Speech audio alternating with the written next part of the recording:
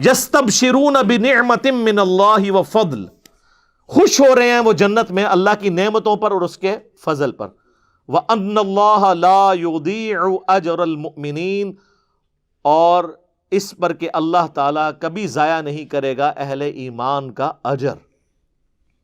تو اہل جنت جو شہید ہو گئے غزوہ احد کے موقع پر یا بدر پہ، اللہ نے فرمایا ان کو کبھی مردہ گمان بھی نہ کرنا. ان کو اللہ رزق بھی دیتا ہے اور سورۃ البقرہ میں ہے، لیکن تمہیں اس کی زندگی کا شعور نہیں ہے. انبیاء بھی زندہ ہیں آخرت کی زندگی میں، اولیاء اللہ بھی زندہ ہیں، اور اللہ کے دشمن بھی زندہ ہیں آخرت کی زندگی میں، لیکن وہ جہنم میں زندہ ہیں. جو قرآن میں آیا نا کہ فرعونی صبح و شام آگ پہ پیش کیے جاتے ہیں، ان کو عذاب تو ہو رہا ہے، مرتے ہی عذاب کا سلسلہ ان پہ شروع ہے.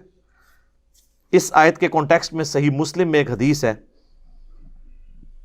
اسی آیت کے کانٹیکسٹ میں، کہ ان کو گمان نہ کرنا جو مر جائیں اللہ کی راہ میں کہ وہ مر گئے، وہ اللہ کے حضور زندہ ہیں، ان کو رزق دیا جاتا ہے. تو حضور سے جب پوچھا گیا یا رسول اللہ یہ کس طرح کی زندگی ہے، تو آپ نے فرمایا کہ اللہ تعالیٰ اہل جنت کو وہاں پر یعنی ان کی روحوں کو پرندوں میں ڈال دیتا ہے، اور وہ جنت میں اڑتے پھرتے ہیں، سبز پرندے، اور وہ شام کے وقت آ کے عرش کے نیچے جو اللہ کی قندیلیں ہیں نا ان پہ آ کے بیٹھ جاتے ہیں. تو اللہ تعالیٰ ان سے پوچھتا ہے ہاں جی کوئی نعمت چاہیے؟ وہ کہتے ہیں یا اللہ تو نے اتنا کچھ ہمیں دیا ہے، ہمیں تو کسی نعمت کی ضرورت ہی نہیں ہے. تو جب اللہ تعالیٰ بار بار اصرار کرتا ہے نا تو وہ پھر ایک نعمت کہتے ہیں کہ یا اللہ تو ہمیں دنیا میں دوبارہ بھیج دے، ہم دوبارہ تیری راہ میں قتل ہوں اور پھر شہید ہو کے تیرے پاس پہنچیں.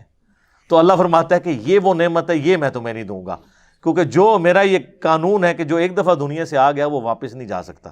ہاں عبد القادر جیلانی کی روح کھول لین اللہ دا گل ہے، کہانیاں، یہ مسلم شریف ہے، مولانا شریف نہیں.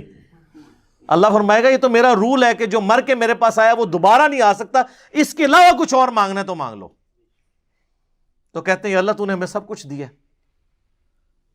اسی کو سپورٹو ایک اور حدیث ہے صحیح مسلم میں کہ اللہ کے محبوب علیہ السلام فرماتے ہیں کہ قیامت والے دن جنت میں پہنچنے کے بعد کوئی شخص دنیا میں آنے کی تمنا نہیں کرے گا سوائے وہ شخص جو دنیا میں شہید ہوا. وہ تمنا کرے گا کہ کاش میں دنیا میں دوبارہ جا کے اللہ کی راہ میں قتل ہو جاؤں. اور اسی کانٹیکسٹ میں بخاری مسلم کی حدیث ہے کہ میری خواہش ہے میں اللہ کی راہ میں قتل کیا جاؤں، پھر زندہ کیا جاؤں، پھر قتل کیا جاؤں، پھر زندہ کیا جاؤں، پھر قتل کیا جاؤں، پھر زندہ کیا جاؤں، پھر قتل کیا جاؤں. حضور کی خواہش. صحیح مسلم میں حدیث ہے جو شہادت کی تمنا کے بغیر مرا وہ منافقت میں مرا. اور مسلم شریف میں ایک حدیث ہے جس کے دل میں شہادت کی تمنا ہوئی اسے اپنے بستر پہ بھی موت آئی نہ عام حالت میں بیماری سے، اللہ اس کو شہید لکھ دے گا. سبحان اللہ وبحمدہ سبحان اللہ العظیم. اللہ تعالیٰ سے دعا ہے جو حق بات میں نے کہی اللہ تعالیٰ ہمارے دلوں میں راسخ فرمائے. اگر جذبات میں میرے منہ سے کوئی غلط بات نکل گئی تو اللہ تعالیٰ ہمارے دلوں ہی سے معاف کر دے. ہمیں کتاب و سنت کی تعلیمات پر عمل کر کے دوسرے بھائیوں تک پہنچانے کی توفیق عطا فرمائے.